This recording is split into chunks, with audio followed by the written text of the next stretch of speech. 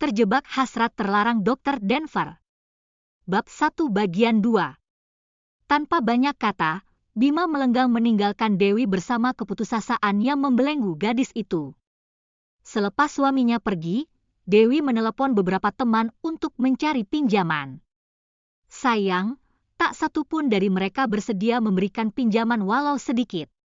Semua langsung menutup sambungan telepon. Sekarang Dewi dirundung pilu. Dia hanya bisa melambungkan doa setinggi langit agar sebuah keajaiban datang untuk menyelamatkan nyawa ayah tercinta. Pukul 3 siang Dewi masuk kerja shift 2.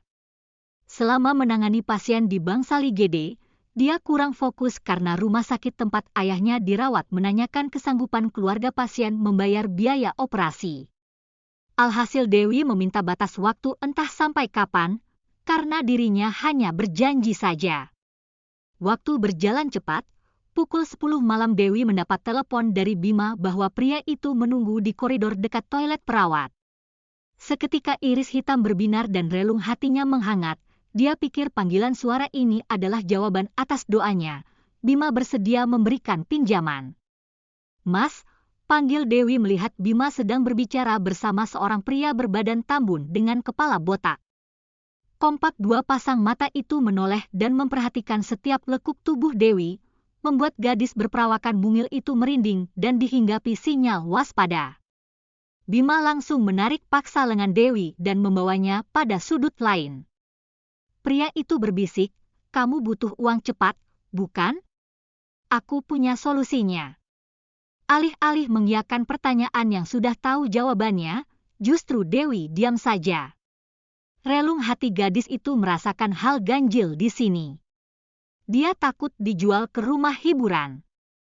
"Tugasmu gampang, cukup hamil dan melahirkan anak untuk pria itu," sambung Bima sembari menunjuk pada pria tambun di dekat mereka. "Apa? Aku tidak mau, Mas." "Kamu gila," pekik Dewi tertahan.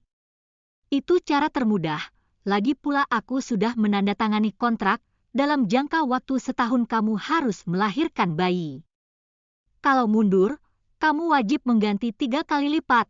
Paham?" sentak Bima. Dewi menggeleng tegas, sungguh dia tidak mau mengikuti saran Bima. Lebih baik dirinya bekerja tanpa henti daripada menjual diri seperti ini. "Kamu takut tidur dengannya?" tanya Bima diangguki Dewi.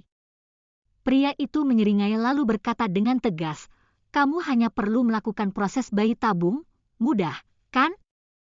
Pria itu menjanjikan 1 miliar untukmu. Ya, itu pun kalau mau menyelamatkan ayahmu yang penyakitan." Seketika kelopak mata Dewi melebar dan menatap Bima tidak percaya. Untuk sejenak dia merenung sedangkan Bima terus membisikkan kalimat hasutan agar Dewi menerima perjanjian gila ini. Sebagai tenaga medis, setidaknya dia tahu mengenai program bayi tabung, bahkan rumah sakit tempatnya bekerja pun memiliki fasilitas itu. "Terima saja Dewi, di mana lagi cari uang 1 miliar dalam waktu singkat," kata Bima, "sekarang juga kamu periksa kesehatan di rumah sakit ini." Kebetulan pria itu sudah bikin janji dengan dokter kandungan. Dewi dipaksa mengambil keputusan dalam waktu singkat. Setelah berpikir cukup masak, dia merasa tidak masalah tubuhnya menjadi tempat penitipan bayi pasangan lain selama 9 bulan. "Baiklah," lirih Dewi dengan berat hati. "Bagus, jangan membantah." Bima menepuk-nepuk kasar pipi lembab perempuan itu. Kemudian Bima menyerahkan Dewi kepada pria tambun itu. Mereka berjalan menuju ruang spesialis kandungan di rumah sakit ini. "Uangnya kapan dikirim, Pak?" tanya Bima kepada pria pelontos di depannya. "Karena dia masih perawan, saya minta tambahan jadi 5 miliar, pintanya lagi tanpa tahu malu. "Jangankan 5 miliar, 10 miliar aku bayar setelah memastikan perempuan ini beneran perawan dan subur, tidak memiliki gangguan apapun di rahimnya," kata pria itu tanpa menoleh ke belakang. Sesungguhnya Dewi ingin menjerit mendengar percakapan ini. Keperawanan yang dia jaga diperjualbelikan, bahkan setelah menikah saja Bima tidak menyentuhnya karena merasa jijik. Sebelum masuk ke Polyogin, Tubuh Dewi gemetaran karena dia takut keputusannya memengaruhi status sebagai pegawai di sini. Pria Tambun di depan Dewi mengetuk pintu, hingga sahutan suara maskulin terdengar dari dalam sana. Gadis itu menunduk dalam di balik punggung lebar dan besar. Sedangkan Bima menunggu di luar ruangan.